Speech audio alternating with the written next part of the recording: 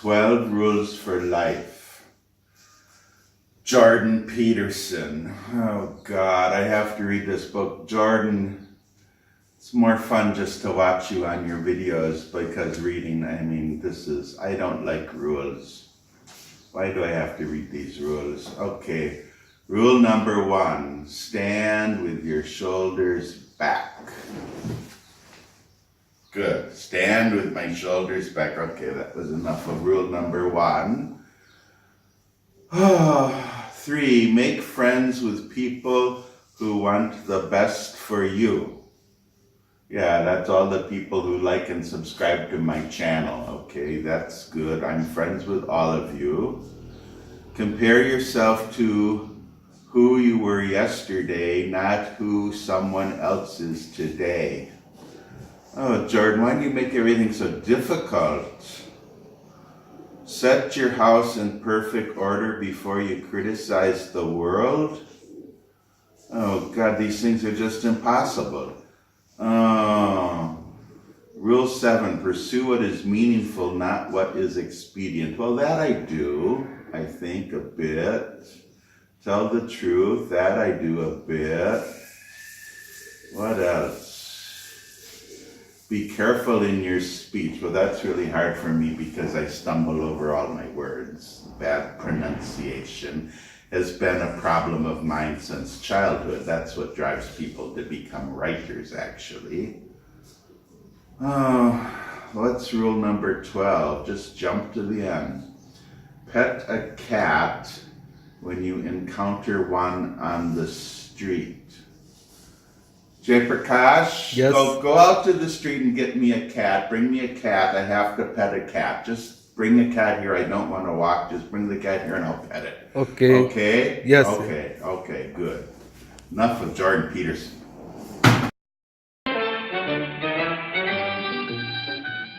Little Bo Peep had lost her sheep while out in the meadow green. They wandered close by some wolves who were sly, and soon by these wolves they were seen.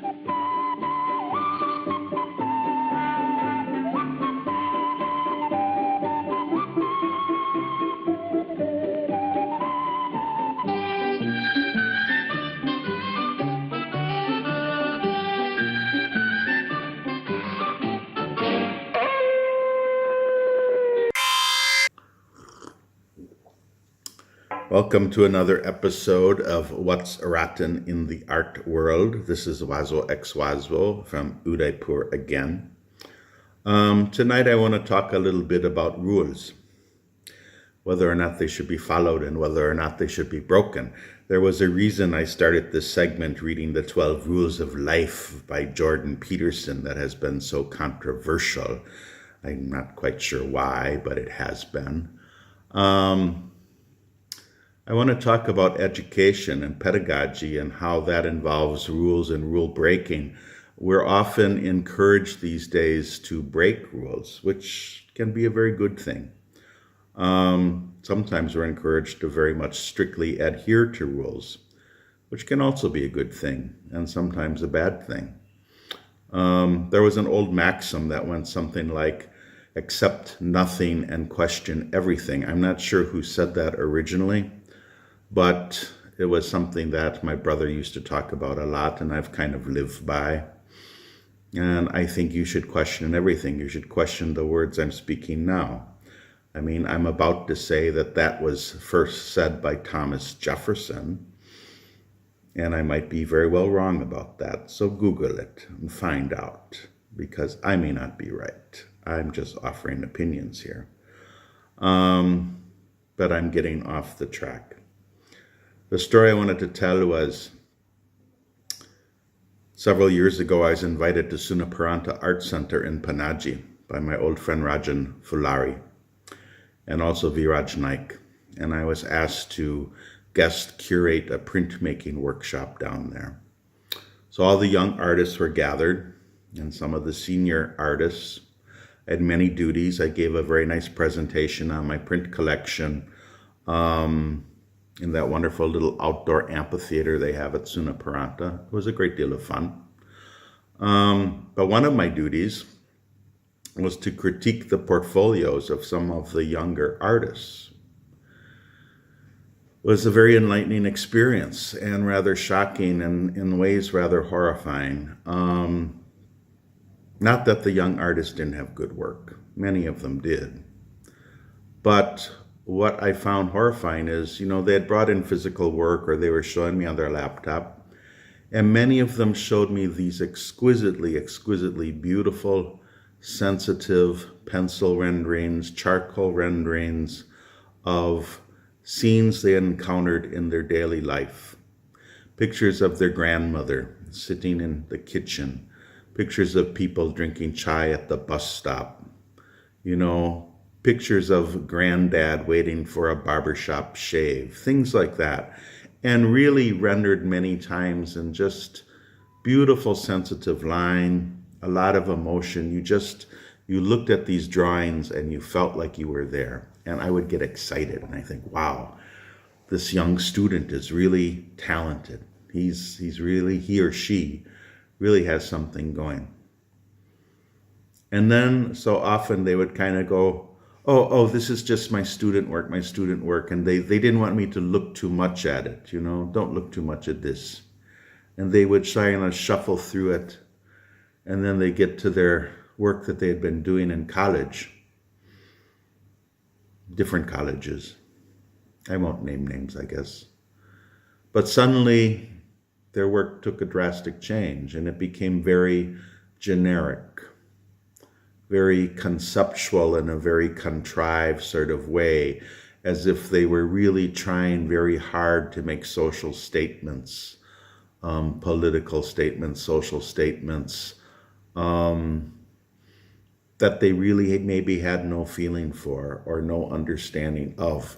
It seemed like they were trying to say things to please their teachers, their instructors, their professors. And it was noticeable that in that later work, their skill level was falling, because they weren't concentrating on skill. They were concentrating on conveying some concept in their struggle to be relevant in some way. I found that horrifying. You go back to the old days and all the stories of the struggle against the French Academy and the way people used to be taught to draw and paint by rote. And then, of course, that was later brought to India by the British, in places like J.J. School of Art, you had the same sort of instruction. People rebelled against it, rightfully so. They wanted to be free. They wanted to be liberated from these boring, repetitive exercises in draftsmanship and painting realistically. I can understand that. But from my standpoint, somebody who collaborates and is not a good draftsman myself, okay, when I would look at these kids and their abilities, I would think, God, why are you squandering this, kid? Why are you squandering it? You are so talented. You have such innate abilities. Whether you be from Vishnakapatnam or you be from Trivandrum, you've got incredible abilities. Or if you're from Bengal or Risa, incredible natural gifted skill at rendering people and landscape and capturing emotion. Why let that drop when you get to college? Why let that drop at the university level to pursue something that is fashionably conceptual or fashionably relevant?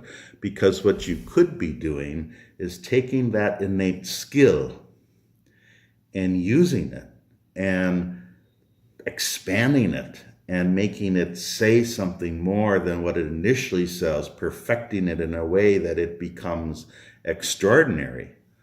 And instead, much of it is left behind to go for something easier. Now, also earlier in this video, there were sheep and there were wolves. That was from an old Mighty Mouse cartoon. The wolves sometimes, I think, are the market, because the market demands production. And I think students are encouraged to not work too hard on any given piece, because there is a knowledge that when they get out into the market, they have to produce quickly and rapidly, or the galleries, the market will not take them seriously, because if they only paint a couple paintings a year, or they only make a couple woodcuts a year, the galleries will not be that interested in them, because it'll be felt that they don't produce enough. I find that really sad. I don't know what the solution is to it, but I think the system as it is, that discourages people from perfecting their skill rather than abandoning their skill, is a horrible, horrible thing. It's a horrible thing to do to young kids who are so talented. Horrible. And, hopefully most of them don't totally lose their abilities, but I fear many of them do. So that's all I had to say tonight. That's the serious part of this video. And thank you for watching. Please like, please subscribe, please share, and talk to you next time. This is Evil O, signing off from Udaipur. Cheers. Nice pussy. Oh, nice pussy. Okay, Jay, put him back out on the street.